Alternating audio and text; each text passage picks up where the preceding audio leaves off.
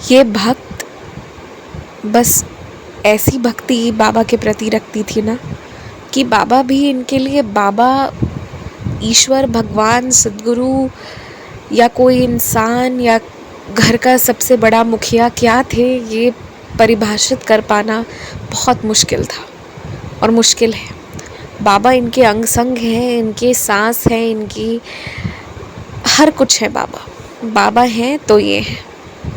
बाबा से ही दिन है, बाबा से ही रात है, बाबा में ही सुख है और बाबा में ही दुख है, बाबा में ही खुशी है, बाबा में ही रोना है और बाबा में ही लीन रहती है। इतनी भक्ति है बाबा के प्रति। और बाबा के प्रति इतनी भक्ति होने से बाबा तो ऋणी हो जाते हैं। जो उनके भक्त हैं, बाबा उनके ऋणी होते हैं। और वैसे भक्तों के लिए बाबा कहते भी हैं कि तुम सच में धन्य हो कि मेरी शरण, तुम्हें इतना विश्वास है मेरी शरणों पे। ये जो डिवोटी थी ना, इनकी एक सिंपल लाइफ थी और सिंपल इनका लाइफ ठीक ठाक अच्छे से निकल रहा था। इनका एक छोटा सा दुकान था, जो कि टेलर का शॉप होता है ना, वो दुकान था इनका। और इनके भाई एक कपड़ों के दुकान में, वर्तमान में मतलब जिस समय की ये घटना बता रही हूँ 2020-21 की, उस समय इनके भाई एक दुकान में, कपड़ों की दुकान में काम किया करते थे। उनकी ड्यूटी लगती थी सुबह वही कोई 10:30-11 बजे से रात के 10 बजे तक की। तो इनके भाई को कुछ वहाँ से 10,000 रुपये मिल जाते थे और भाई पूरे दिन वहाँ पर ही काम किया करते थे।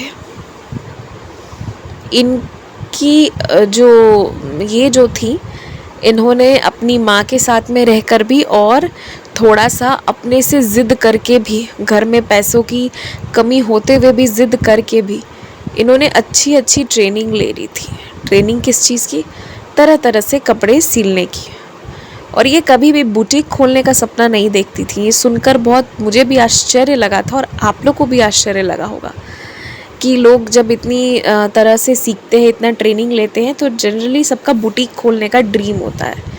पर इनका सपना था कि बस ये ना ऐसे ही अच्छी सिलाई करके दे, बुटीक जैसी सिलाई करके दे, पर ऐसे अफोर्डेबल रेट में दे कि लोग भी सिलवा सके और इनको भी कभी घर पे कोई चीज़ की कमी ना रहे।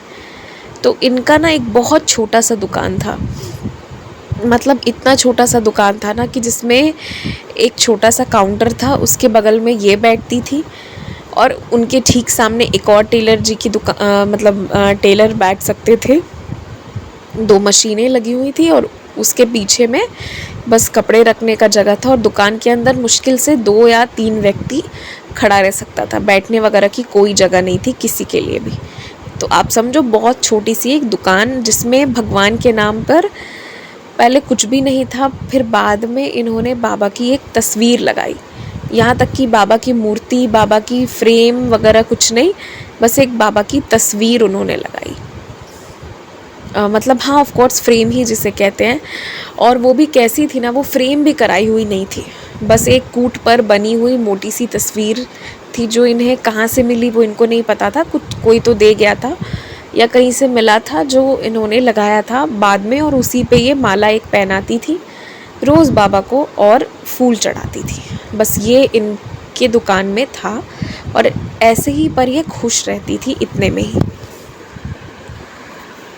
अब बाबा की कृपा से क्या होता था ना कि इसी छोटे से दुकान में इनका इतना ठीक ठाक चल जाता था कि ये इस दुकान का रेंट निकाल देती थी और अपने घर का जो भी बड़ा बड़ा काम है वो ये खुद करवा लेती थी।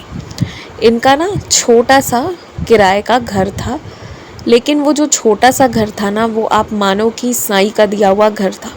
अगर मैं इनके घर का परिचय दूँ ना, तो वो एक इतना प्यारा सा छोटा सा घर था, जैसा आज भी लोग सोचते हैं कि हमें मिल जाए तो हम रह लेंगे।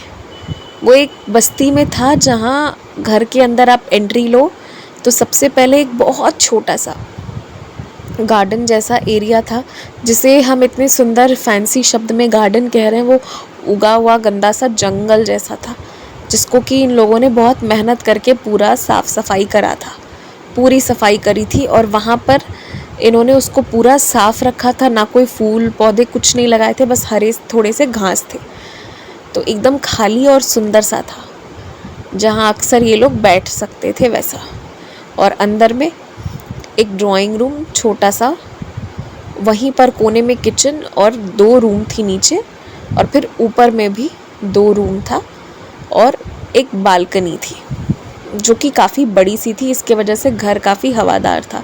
एक बालकनी ही सबसे बड़ी थी जिसकी वजह से घर बहुत हवादार और अच्छा लगता था।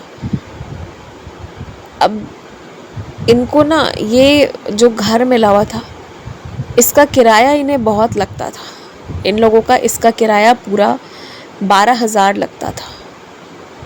लेकिन क्योंकि चारों लोग मिलके कमाते थे तो सब लोग मिलके दे देते थे। सबके 3-3 हज़ार चारों लोगों के निकलते थे तो 12,000 हो जाता था, और बाकी भी घर का सब हो जाता था। तो ये लोग एक अच्छा घर पे लेकर इसलिए भी रखे हुए थे कि उसके 2 कारण थे। एक तो यहाँ से सबका आना जाना आसान था, किसी को पैसे नहीं लगते थे, किसी को भी अपने काम पे जाने के लिए ऑटो या रिक्शा के पैसे नहीं लगते। और दूसरा कि ये बहुत सेफ़ था, सेफ्टी के पर्पस से भी रखा हुआ था इन्होंने। और इस घर के वजह से इनकी बहुत इज्जत भी थी, क्योंकि बाकी जो इनके स्टेटस के लोग थे वो सब बहुत ख़राब गंदी स्थिति में और बड़े गंदे से भी रहते हैं अभी भी, इन्होंने बताया। तो ये मैं जो भी कह रही हूँ बस इसको कोई बुरा मत ये करिएगा, ये जो भी शब्द का मैं प्रयोग कर रही हूँ बस मैं समझाने के लिए कह रही हूँ। अब जो गंदे से रहते हैं तो उन्हें अच्छा तो हम नहीं बोल सकते हैं, तो ऐसा मत सोचिएगा कि मैं किसी को क्रिटिसाइज़ या गलत कह रही हूँ, जो है बस वही बता रही हूँ। तो अब ऐसे में ये लोग रहते थे, बाबा की कृपा से सब था, बहुत भक्ति करते थे, ये बाबा की बहुत पूजा करती थी। और इनकी जो फादर थे ना, उनका एक छोटा सा पान का दुकान था, और उस पान की दुकान से उनकी काफ़ी अर्निंग हो जाया करती थी। आप ये समझो कि सबसे ज़्यादा वो पान की दुकान से ही अर्निंग होती थी, और बाकी इनका, इनके भाई का, और इनकी जो मम्मी थी वो बहुत ज़्यादा काम नहीं करती थी। वो वहीं पान दुकान के पास में ही एग, जिसे अंडा कहते हैं ना, उसका शॉप लगाती थी। तो वो सुबह में लगाती थी कुछ देर, और फिर बाकी वो शाम में लगाती थी। तो वो थोड़ा ऐसे फ्री होके आराम से काम करती थी, आराम से बैठ करके वो ये सारा बेचती थी, और इस तरह से इन लोगों का जीवन चल रहा था। अब क्या होता है कि कोरोना काल आता है, और कोरोना से ही कुछ वक्त पहले एक रोज़ इनके फादर के शॉप को उठा के कहीं और हटा दिया गया, कहीं और रख दिया गया।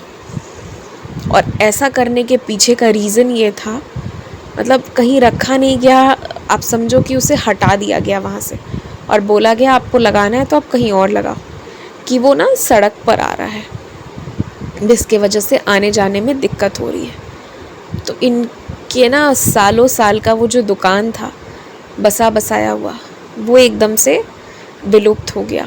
और लोगों का क्या है ना कि आपको कुछ दिन तो खोजेंगे, लेकिन जीवन किसी का किसी के बिना रुकता नहीं है। तो फिर लोगों ने भी आदत डाल लिया कहीं कहीं चले जाने का, कुछ भी। और लोग कहते थे उनको कि अरे आप चाचा दुकान लगाओ इधर, अरे चाचा आप उधर दुकान लगाओ। तो ये सारी बातें कहते थे लोग, और ये सोचते भी थे कि हाँ मैं लगाऊं। बहुत परेशान थे इसकी वजह से कि अब कहाँ लगाए, दुकान मिल नहीं रहा था। बात दुकान मिलने की नहीं थी, वो जो छोटा सा दुकान था ना, उसका कोई किराया नहीं लगता था, वो एक तरफ कोने में लगा हुआ था। लेकिन अब जहाँ भी था वहाँ पे किराए देना था, और अब फिर से शुरू करना था। और उन्होंने शुरू भी किया, लेकिन 2 महीने में वो दुकान बंद करनी पड़ गई थी कोरोना की वजह से। कोरोना की महामारी आ गई थी। अब क्या हुआ कि कोरोना की महामारी आने के बाद ना तो अंडा की बिक्री हो रही थी, और ना ही अब पान का दुकान लग रहा था। और पान की दुकान को इन्होंने पूरी तरह बंद कर दिया। इनका वो जो टेम्प्रेरी शॉप था वो तो हट ही चुका था, और जो इन्होंने किराए पे लिया था उसका किराया भी नहीं निकल पाया। अब कुल मिलाकर इनकी और इनके भाई की नौकरी बची थी। जब इनके और इनके भाई की नौकरी बची थी तो उसमें भी इनके भाई की तनख्वाह आधी कर दी गई थी। जो उनकी 10,000 की तनख्वाह थी वो 5,000 कर दी गई थी, क्योंकि अब पहले तो कुछ दिनों तक पूरी तरह लॉकडाउन रहा और उसके बाद फिर बहुत कम देर के लिए दुकान खुलता था और किसी किसी दिन खुलता था, हफ्ते में 1 दिन 2 दिन ऐसे खुलता था। तो वैसे में क्या करते हैं इन्होंने और इनके भाई ने, तब भी काम करते रहे। सब बहुत परेशान थे, बहुत ज़्यादा, क्या काम करे क्या काम खोजे। और अभी ऐसा हुआ था ना कि मोहल्ले में अधिकांश लोगों की नौकरी चले जाने की वजह से सब के सब सब्जी बेचने पर तुले हुए थे, सब के सब सब्जी बेचने की बात कर रहे थे।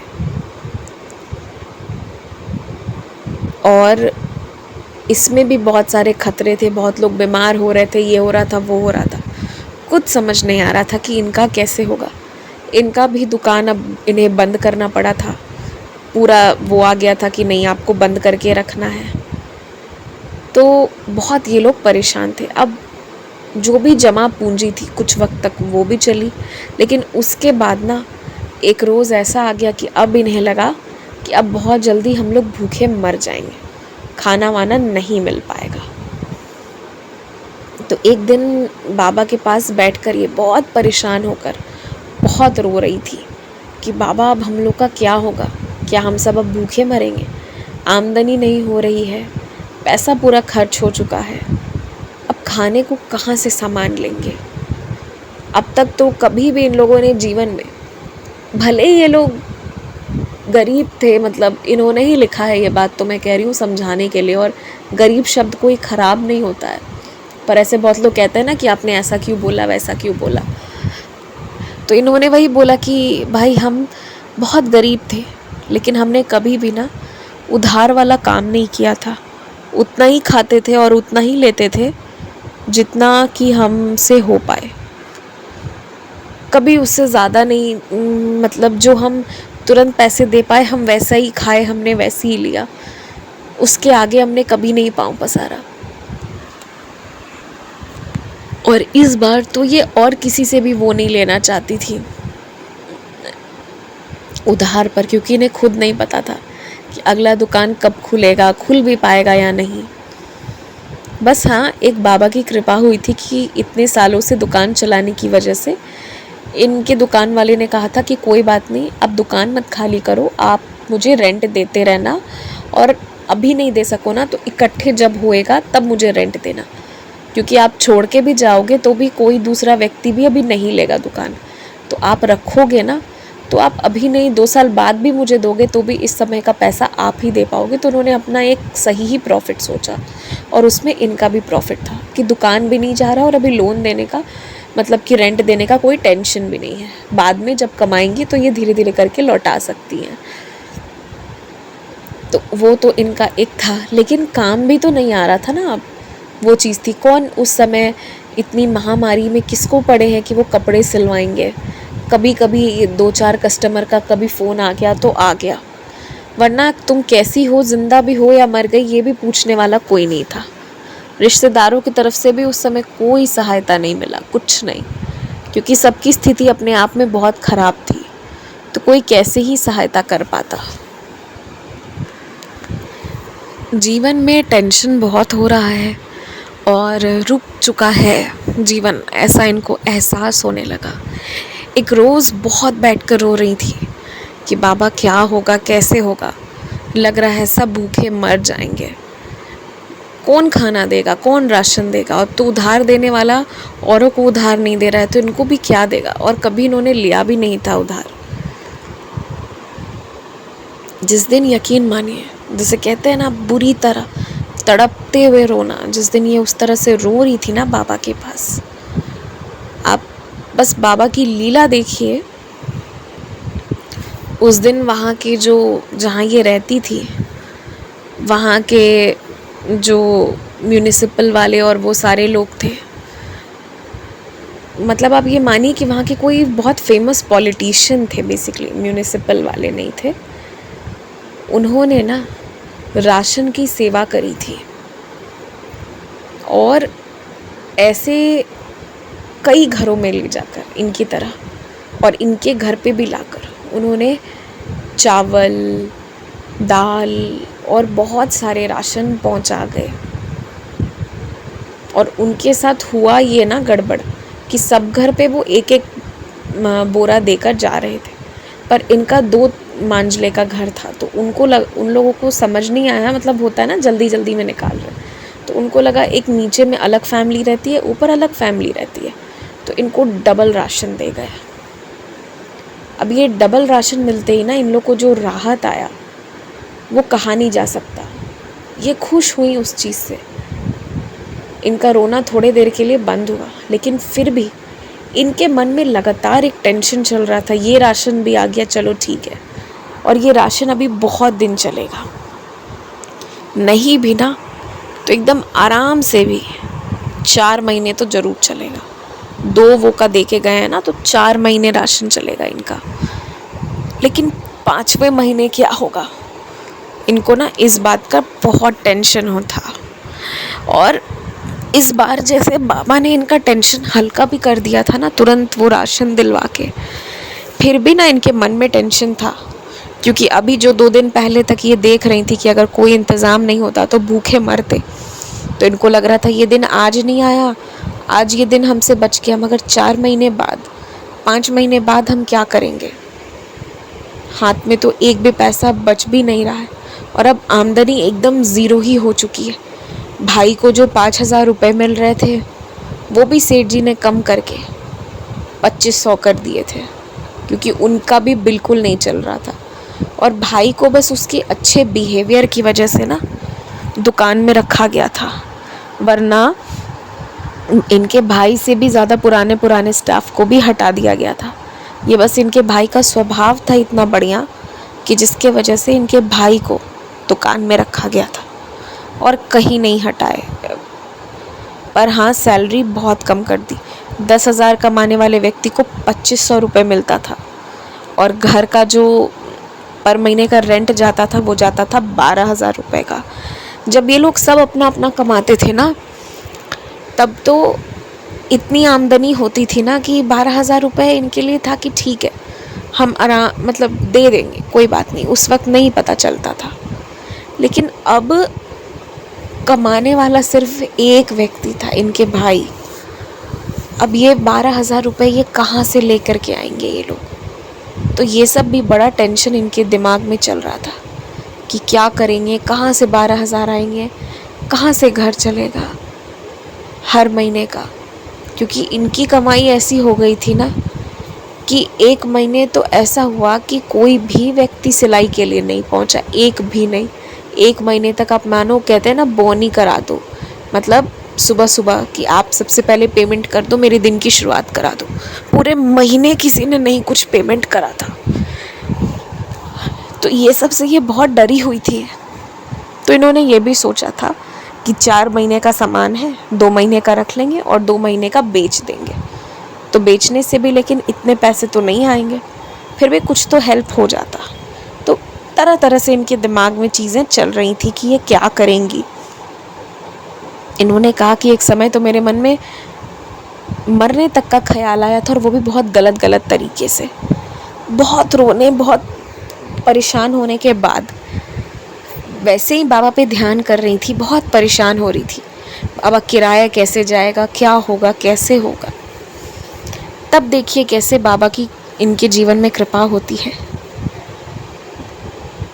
कि इनके पास फ़ोन आया। किसका फ़ोन आया? तो एक पास में एक बड़े घर वाले लोग थे, उधर से फ़ोन आया, और उन लोगों ने इनसे रिक्वेस्ट किया कि क्या आप हमारे सूट सील दोगे। उनके घर में ना शादी थी, और शादी के वजह से अब शादी के लिए उस वक्त उनके जो टेलर रहे होंगे वो कहीं चले गए होंगे, नहीं मिल रहा था। तो उन्हें ध्यान था कि वो लोग ना जो छोटे मोटे काम नहीं होते थे, कि जैसे आपको कोई चीज़ फिटिंग करानी है या कुछ भी, तो वो सब के लिए वो लोग इनके पास आते थे, कभी भी इनसे सिलाई वगैरह नहीं कराई, वो लोग नहीं कराते थे, उनको कभी इनके सिलाई पे विश्वास नहीं था। इन्हें बहुत आश्चर्य भी हुआ।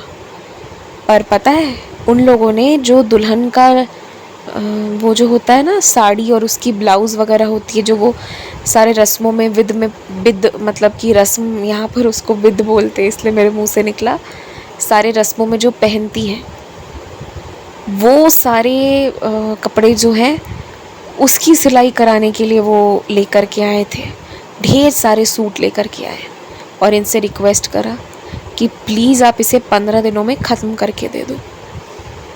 इन्होंने भी एड़ी चोटी एक करके मेहनत करी, जिसे कहते हैं ना एड़ी चोटी एक करके मेहनत करना, और उन्होंने खूब सिलाई कराई थी। और आप यकीन मानो, इनकी ना पहली बार ऐसा हुआ था, जो कि कोरोना महामारी के पहले भी ऐसा कभी नहीं था। ये लॉकडाउन में ही इनके साथ जीवन में पहला ऐसा अनुभव हुआ था कि एक साथ 50,000 रुपये इन्होंने देखे थे, लगभग 50,000 रुपये इन्होंने कमाए थे, इतनी सिलाई करी थी। और इन 15 दिनों में ना इनका आँख फूट चुका था, हाथ में दर्द हो चुकी थी, आँख फूट चुका था। मतलब इनके कहने का मतलब है कि इनके आँख में दर्द हो गया था, इतना उन्होंने सिला था, हाथ कमर सब में। मगर इन 15 दिनों में उन्होंने कमिटमेंट दिया था और वो करके दिया। और इससे वो लोग इतने खुश हो गए ना कि उस समय तो ज़्यादा रिश्तेदार आने अलाउड नहीं थे, 10 या 15 लोग ही अलाउड थे। तो उन लोगों ने ना इनको थोड़ा पहले इनको ना उन लोगों ने जो टाइम दिया था वो कुछ 20 दिन का टाइम दिया था, ठीक है, और इन्होंने 15 दिन में करके दिया। और उन लोगों ने इनको 20 बताया था, पर वो मन में मान के चल रहे थे कि ये शायद 10 दिन और देर कर दे। तो उनके पास टोटल 1 महीने का टाइम था, पर इनको 20 दिन बताया था और ये 15 दिन में करके अपने तरफ से दे दी थी, क्योंकि इनको था ना कि वो 15 दिन में कर दूंगी तो वो पेमेंट कर देंगे, तो ये तुरंत फिर अपना किराया दे पाएंगी। किराया देने का एक इनको ज़रिया दिख रहा था।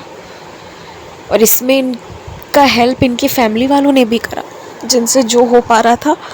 हालांकि सबको इतनी सिलाई कढ़ाई नहीं आती थी, पर जो पिता इनको हमेशा डांटते थे ना कि इतने पैसे लगवा रही हो, अपनी सिलाई कढ़ाई में क्या करोगी, पहली बार वो इनको अप्रिशिएट कर रहे थे और वो चुप हो गए थे ये सब देख के। मतलब उनको लग रहा था कि क्यों मैंने इसको डांटा था जब ये सीख रही थी। तो आज वही तो काम आ रहा है।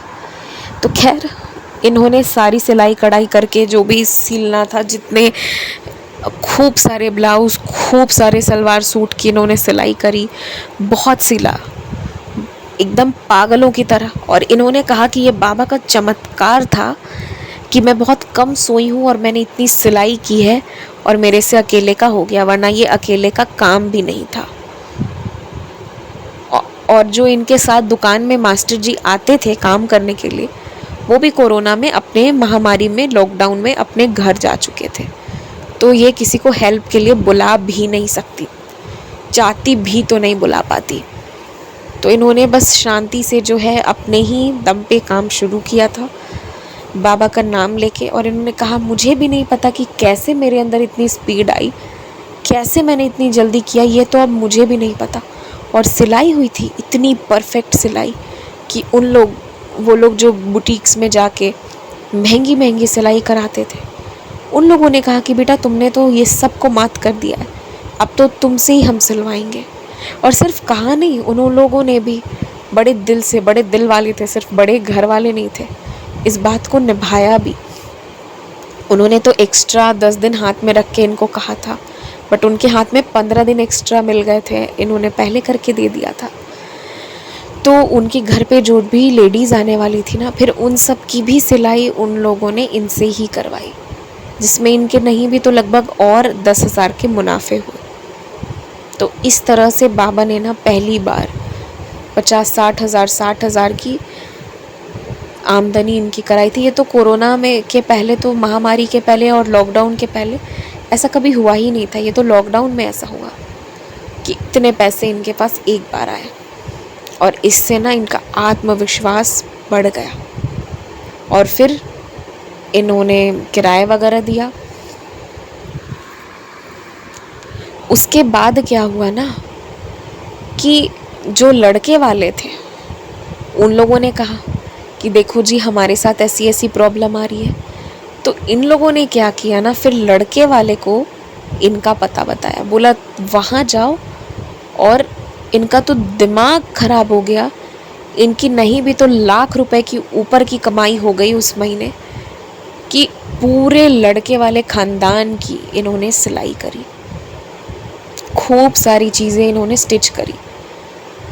और बाबा की कृपा से इन्होंने जो ज़िद करके अड़ के लड़ाई करके मेल फीमेल सारे तरह की स्टिचिंग सीखी थी ना, वो अब काम आया। इन्होंने मेल की भी सिलाई करी थी, तो आप समझो कि उनको वो काम मिला।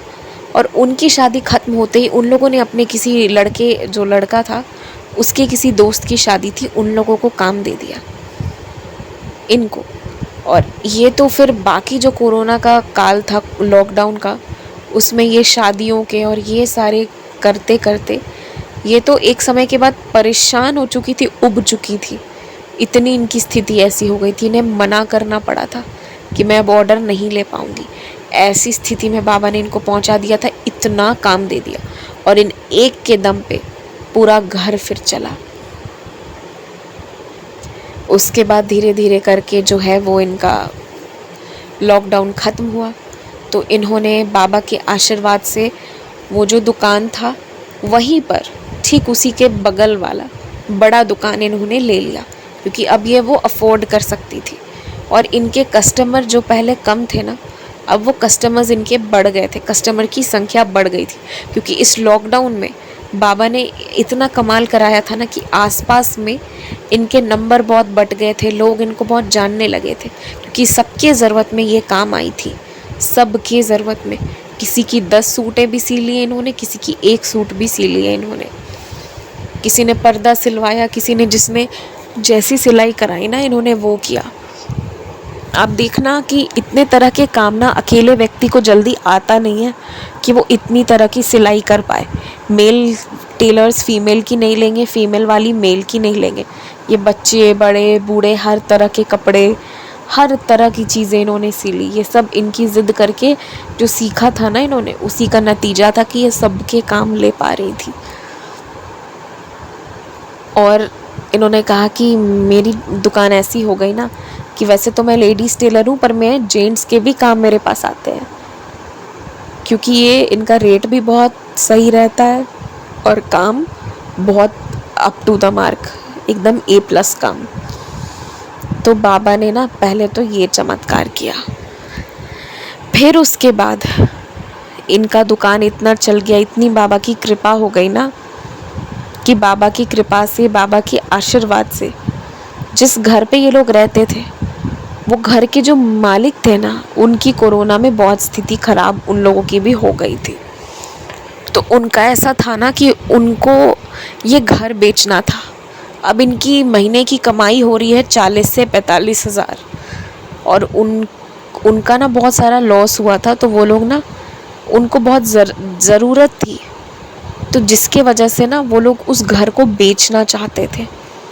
और इन्होंने ना वो घर ले लिया, भले लोन पे लिया धीरे धीरे चुकाने के लिए, पर बहुत बहुत कम दाम में इनको वो घर मिला।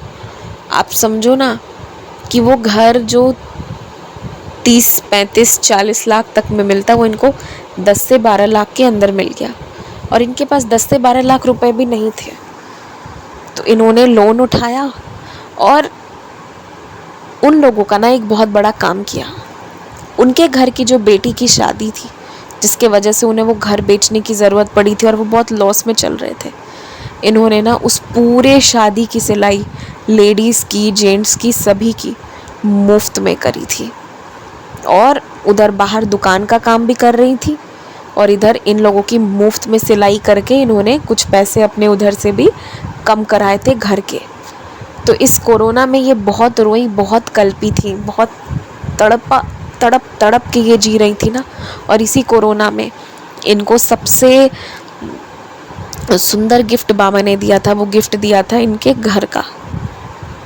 और वो कभी इन लोगों ने सपने में नहीं सोचा था कि अपना खुद का घर होएगा। और ये इनके लिए एक चमत्कार ही है। कभी जीवन में ये सोच भी नहीं सकते थे कि हम घर भी ले पाएंगे। घर छोड़ो, एक कमरा नहीं ले सकते, और यहाँ बाबा ने अपना छत, अपनी ज़मीन दिलाई। तो ये इम्पॉसिबल चीज़ था जो इनके जीवन में हुआ। ये इससे बड़ा कुछ चमत्कार इन्होंने कहा हो ही नहीं सकता। फिर धीरे धीरे सबकी लाइफ धीरे धीरे करके नॉर्मल होती गई। फिर से इनकी जो माँ है उन्होंने दुकान लगाना शुरू कर दिया, लेकिन बाबा की कृपा से ना इस बार उन्होंने अंडा का नहीं लगाया, इस बार उन्होंने फलों का दुकान लगाना शुरू किया। उन्हें अंडा का बिज़नेस थोड़ा सस्ता पड़ता था, फल का थोड़ा महंगा और चैलेंजिंग था, लेकिन बेटी के होने की वजह से उन्होंने मतलब इनके ही सपोर्ट से अपना थोड़ा बेहतर दुकान लगाया और अच्छे से शुरुआत करी। और इनके जो पिताजी हैं, इन्होंने धीरे धीरे करके उनको, वो जो इनके पास वाला दुकान था ना, जो इनका टेलर के लिए पहले यूज़ करती थी, एकदम छोटा सा दुकान, वो दुकान इन्होंने जो है वो कुछ महीनों में दिलवा दिया। दरअसल वो लोग इनके जाने के बाद किसी और को वो दुकान दिए थे, पर इनकी नज़र थी कि ये दुकान मिल जाए, तो ये बाबा से बहुत विनती करती थी। और एक दिन सच में उन लोगों ने दुकान खाली कर दी और तुरंत इन्होंने वो दुकान जो है वो ली, और इनके पिताजी को जो है वो दुकान इनके पिताजी ने लगा दिया वहाँ पर। और इनके पिताजी की अब वहाँ पे बहुत रनिंग शॉप हो गई। तो क्योंकि ये पहले भी जो दुकान लगाती थी वो तो मार्केट में लगाती थी, तो दुकान बहुत सही लोकेशन पे था, इसलिए इनकी कमाई ठीक ठाक रहती थी। भले बहुत सारे बड़े काम नहीं आते थे, मतलब लोग देते नहीं थे करने को, पर एक ठीक ठाक कमाई हमेशा रही है। और फिर वहाँ पर ही पिताजी को लगा दिया इन्होंने, तो आजू बाजू ये लोग थे भी, और फिर बाबा की मतलब कृपा से सबका जीवन चलने लगा। पिताजी पहले की तरह थोड़ा कम, पर हाँ कमा रहे थे। धीरे धीरे उनकी दुकान भी अच्छी होती जा रही। इनके बाबा ने मुनाफे पहचान कराने शुरू करा दिए, और ये खूब सारे काम भी लेती हैं, बहुत सारा। इनकी तो ये अब इनका स्थिति हो गया कि जो हवादार बरामदा था, अब वो हवादार बरामदा नहीं, इनका कारखाना बन गया है। इन्होंने ढेर सारी मशीनें वहाँ पे लगवा दी हैं, और कई सारे लोग वहाँ काम करते हैं, दिन रात सिलाइयाँ होती रहती हैं। तो मतलब बाबा ने ना इनको ये इतनी मशीनें खरीद पाई, अपने से ख़रीदा इन्होंने इतनी सारी मशीनों को। ये घर इन्होंने अपने से ख़रीदा।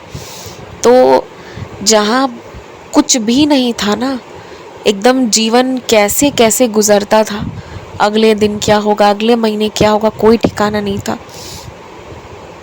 और कोरोना में बद से बदतर स्थिति होते भी इन्होंने देखा, लेकिन वहाँ से उठा के ना समझो आप बाबा कहाँ से कहाँ लेकर चले गए। तो इन्होंने कहा कि बस मैंने ना बाबा पे बहुत विश्वास रखा, एक मिनट के लिए भी नकारात्मक विचार नहीं आने दिया, और इन्होंने ये भी माना था कि मृत्यु भी मिलेगी तो भी बाबा की मर्ज़ी से। इस लेवल का सरेंडर कर दिया, और बाबा ने कमाल ही कर दिया। तो इसलिए ये कहती हैं कि कहीं जाने की, कुछ करने की आवश्यकता नहीं है, बस साईं पर भरोसा रखो।